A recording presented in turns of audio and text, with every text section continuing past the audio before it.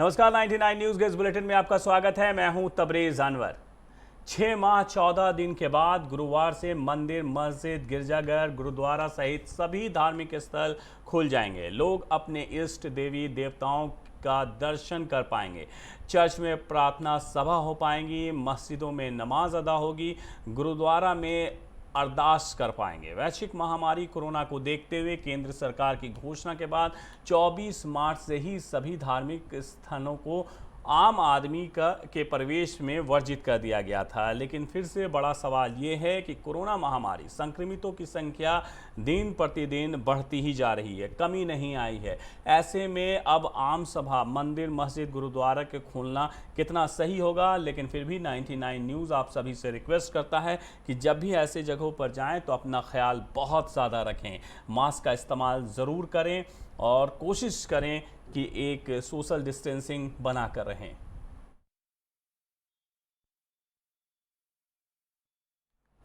राज्य सरकार द्वारा मनरेगा के निर्धारित लक्ष्य को लेकर बाघमारा प्रखंड सभागार में डीडीसी दशरथ चंद दास ने समीक्षात्मक बैठक की। इस दौरान मनरेगा के कार्यों पर गुणवत्ता पर चर्चा की गई। बैठक में कर्मियों को कई दिशा निर्देश भी दिए गए। मनरेगा के कामों को लोगों के बीच जागरूक करने की बात कही गई। वहीं बैठक में डीआरडीए निदेशक संजय भगत सहित कई कर्मी उपस्थित थे। महात्मा गांधी मनरेगा योजना जो है उसका एक अभियान चल रहा है, मजदूरों को रोजगार देना है। 18 तारीख से 22 तारीख तक का एक अभियान था। उसका लक्ष्य पूरा हर हालत में करने के लिए ब्लॉक को दिया गया था और पूरे ज़िले में बाघमारा की स्थिति थोड़ी सी अच्छी नहीं जा रही थी। इसलिए पर्सनली मैं आकर के यहाँ का जो रोजगार सेवक हैं, यहाँ के पंचायत सेवक हैं, बीपीओ हैं, वीडियो हैं, सबों के साथ एक बैठक किया और ये उन लोगों को निर्देश दिया कि हर हालत में जो लक्ष्य ब्लॉक का दिया गया है, पंचायत का दिया गया है, वो लक्ष्य हर हालत में वो पूरा करें, अभियान को सफल करें। इसी उद्देश्य से आए और सबों का मैंने बैठक में विकास आयुक्त और डीआरडीए डायरेक्टर सर दोनों ही पधारे हुए थे। इस अभियान के दौरान में 18 सितंबर से 22 अक्टूबर तक अभियान था मनरेगा के तहत में, जिसमें 1 लाख मानव दिवस सृजित किए जाने थे, जिसके विरुद्ध में अल्प बीसीसीएल एरिया 5 के वासुदेवपुर कोलियरी में संचालित संजय उद्योग आउटसोर्सिंग कंपनी में स्थानीय युवाओं के नियोजन की मांग को लेकर इंटक द्वारा की गई बंदी का आज तीसरा दिन है और इसे जारी रखते हुए रखा है। वहीं प्रबंधन द्वारा कोई पहल नहीं करने से लोगों में आक्रोश बढ़ता जा रहा है।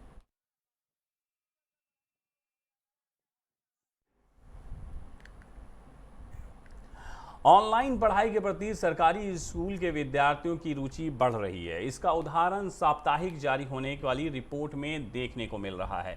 इस सप्ताह धनबाद पहले पायदान पर रहा, जबकि गिरिडीह दूसरे पे। 2 सप्ताह पहले रांची जिला इस मामले में पूरे प्रदेश में 15वें पायदान से भी नीचे था। अब वो 5वें पायदान पर पहुंच गया है।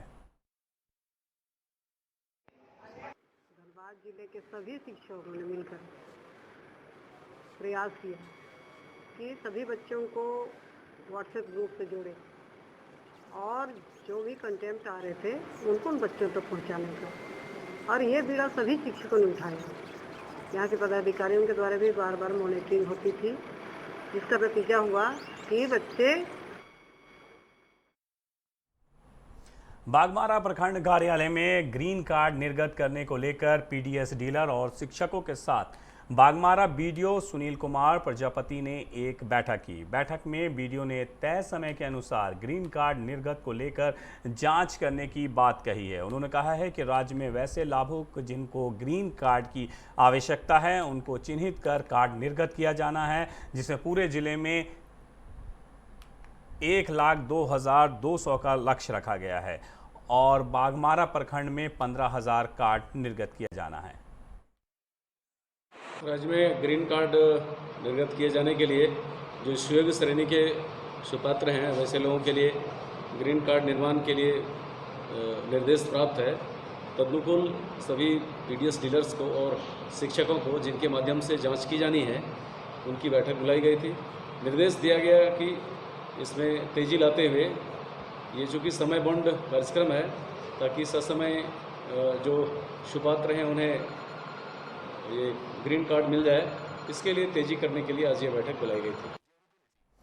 किसान खेतिहर मजदूर बचाव दिवस के रूप में आज झरिया प्रखंड कार्यालय के समक्ष धरना दिया गया, जिसमें कांग्रेसियों ने कृषि बिल के खिलाफ केंद्र सरकार पर निशाना साधा।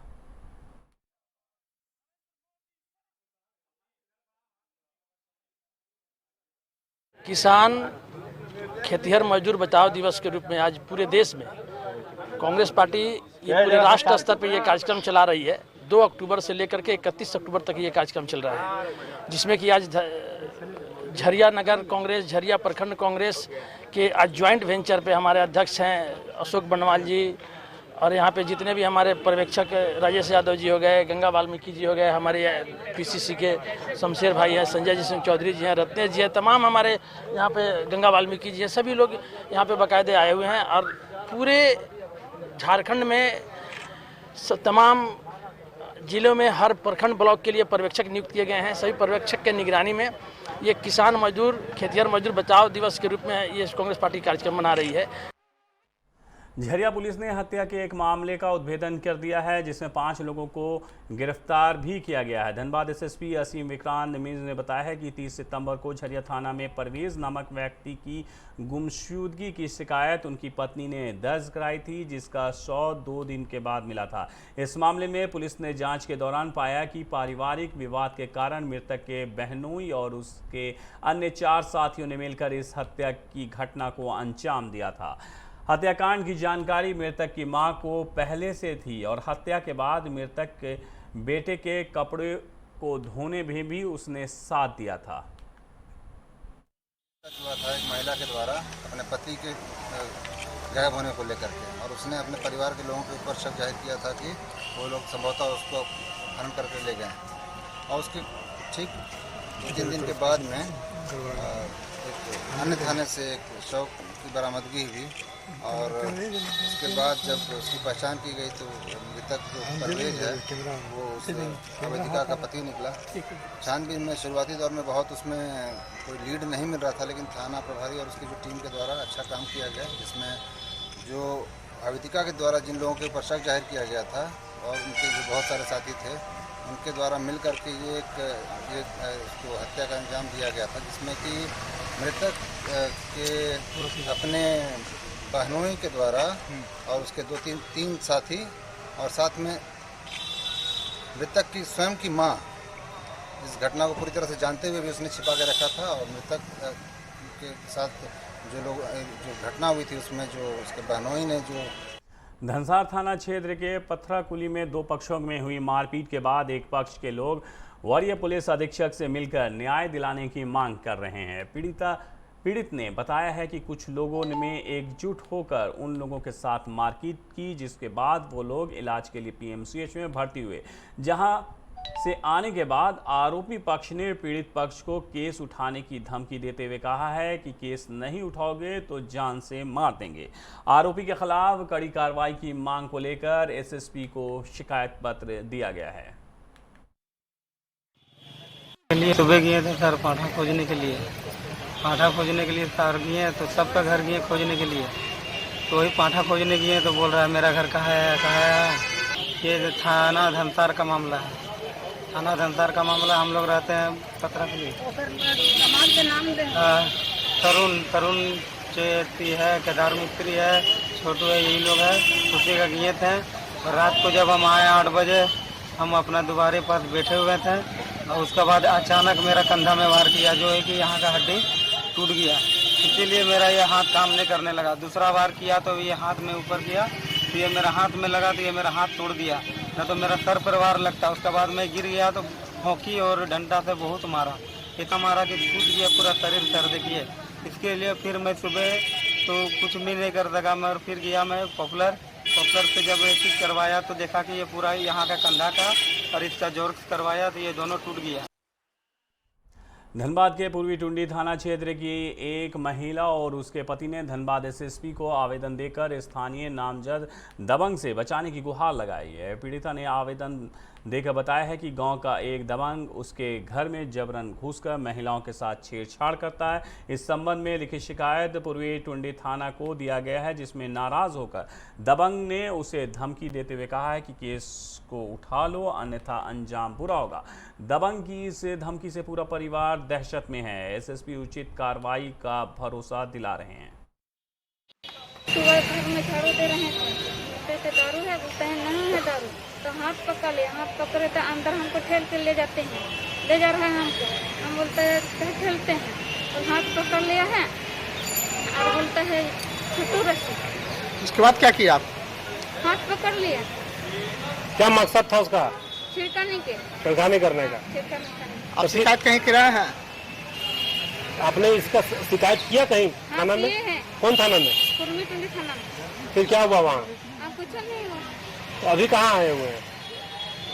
एसपी के हैं। एसपी के। हाँ। थाना वाला क्या बोल रहे थे?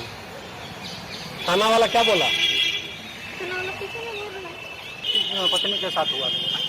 ये सुबह का टाइम था, हम हल चला रहे थे घर का पिछवाड़ा में, तो हल चला रहे थे, उनका जाने झाड़ू लगा रही थी, तो उस समय छुट्टू रचित आए। आने के बाद वो मतलब दिन से दारू मांगने लगे। हमको जो बता रहे हैं वो बता रहे हैं, जो आपकी पत्नी आपको बताई? हाँ बताई। तो वो बोले कि दारू दो, तो दारू तो हम बनाते नहीं। तो बोले उस टाइम क्या किया, हाथ पकड़ लिया इनका, हाथ पकड़ के ठेल के मतलब अंदर तरफ घुसाने लगा। तो घुसाने लगा तो घुस नहीं रही थी उस टाइम, वो 2-3 थप्पड़ लगा दी। लगाने के बाद ठेल रहे उस टाइम वो चिल्लाई। चिल्लाने के बाद हम आवाज़ सुनने के बाद हम दौड़ के आए, तो भाग निकला। फिर भी वो इनको धमकी दे कि गई कि सिखा के रहेंगे तुमको। नेसा के राष्ट्रीय राजमार्ग में 2 स्थित मैथन टोल प्लाजा के पास सड़क की स्थिति काफ़ी ख़राब हो गई है, जिससे लोगों को काफ़ी परेशानियों का सामना करना पड़ रहा है। लेकिन इस सड़क को दुरुस्त करने के लिए दिशा में पथ विभाग कोई सार्थक पहल नहीं कर रही। अब आप अंदाज़ा लगा सकते हैं कि टोल प्लाजा के पास सड़कों की हालत इतनी ख़राब है और यहीं से आगे आपको टोल टैक्स भी देना पड़ता है। अब टोल टैक्स किस चीज़ के लिए लिया जाता है, इस बात का आप अंदाज़ा लगा सकते हैं। जब टोल गेट के पास ही अगर हालात इतने ख़राब हों, आप ये देख सकते हैं कि कितनी लंबी लाइन लगी हुई है और ये टोल प्लाज़ा है जहां पर से आपको टैक्स दे करके गुजरना होता है। अगर टोल प्लाज़ा के पास सड़कों की हालत ख़राब है, वो नहीं बनाया जा रहा है, तो टोल टैक्स क्यों वसूला जा रहा है? ये एक बड़ा सवाल है जो आम लोगों के लिए रोड टैक्स के साथ साथ रास्ते में पड़ने वाले टोल प्लाजा में टोल देकर अपनी जिम्मेदारी पूरी करते हैं, मगर सड़क सुरक्षा का जिम्मा जिनके कंधों पर है वो अधिकारी इस बात से अनजान हैं। कारण से आ रहा है, यहाँ पे कमिट हो जा रहा है। उन्होंने पानी को उनको नियमानुसार शायद मतलब नदी में डालना था, लेकिन वो यहाँ छोड़ देते हैं। बाबा कंप्लेन भी किया गया है, लेकिन उससे कोई निराकरण नहीं करे। पीएचई का पानी है पूरा का पूरा, और हम लोग पाइपलाइन डालने की कोशिश कर रहे हैं, लेकिन पानी चूंकि डाउन होता नहीं है तो हम डाल नहीं पा रहे हैं। धनबाद जिला यातायात पुलिस ने बुधवार को श्रमिक चौक के समीप गया पुल के नीचे सड़क पर बने गड्ढे को स्टोन डस्ट से एक बार फिर से भरने का कार्य कराया गया है, जिससे वाहनों का परिचालन सुगम हो सके। इंस्पेक्टर आरपी वर्मा ने बताया है कि गया पुल के नीचे बारिश की वजह से बने गड्ढों के कारण यातायात बाधित होती है। इसे ठीक करने का प्रयास किया जा रहा है। बारिश करने के गड्ढा हो जा रहा है, गड्ढा को क्लीन करवा दिया जाएगा तो पब्लिक को थोड़ा आने जाने में जाम नहीं लगे। कोशिश कर रहे हैं, प्रशासन भी लगी हुई है, जल्दी बन जाए। कोशिश है कि इसी तरह स्मूथ चलाने के लिए जेसीबी लगा करके इसको। बागमारा के बीसीसीएल गोविंदपुर एरिया 3 के ओरिएंटल आउटसोर्सिंग में कर्मियों ने काम ठप कर दिया। कर्मियों ने बताया है कि उन्हें विस्थापन के आधार पर कंपनी में नियोजन दिया गया था, लेकिन कंपनी हम लोगों के साथ सौतेला व्यवहार कर रही है। उन लोगों ने बताया है कि उनका नाम कंपनी बी फॉर्म में दर्ज नहीं कर रही है, जबकि वो लोग 4 साल से यहाँ काम कर रहे हैं। इससे उन्हें अपना भविष्य सुरक्षित नहीं दिख रहा है, इसलिए प्रबंधन जब तक उनका नाम बी फॉर्म में नहीं जोड़ती वो प्रदर्शन जारी रखेंगे। हम लोग 4 साल से यहाँ खट रहे हैं और बी फॉर्म के लेके हम लोग को बरगलाया जा रहा है। आज कर देंगे, कल कर दे रहे हैं। और पहले सैलरी हम लोग का जो मिल रहा है वो अभी 8,500 रुपये मिल रहा है। पहले 5,000 रुपये मिलता था, फिर एक साल के लगभग हुआ लगभग 8,500 रुपया। मनसा तो नहीं देने का विचार तो साफ साफ बोल दे रहा है, मनमानी कर रहा है। शोषण करेगा तो हम लोग डीसी थी पर जाकर ऑफिस पर जाकर हम लोग भूख हड़ताल करेंगे। हम लोग अपना हक के लिए मांग रहे हैं, लेकिन थाना वाला बोल रहा है कि आपके ऊपर केस करेंगे। हक मांगना अगर जुल्म है तो हम लोग केस भी खाने के लिए तैयार है। हम लोग को थाना ले चले और बंद कर दे। मैनेजमेंट बोल रही है कि डायरेक्ट नहीं चढ़ाएंगे, ज़्यादा बोलोगे नौकरी से हटा देंगे। ये अपने 99 न्यूज़ के इस बुलेटिन में मेरे साथ इतना ही। मुझे दीजिए इजाज़त। अपना बहुत ख्याल रखिएगा। नमस्कार।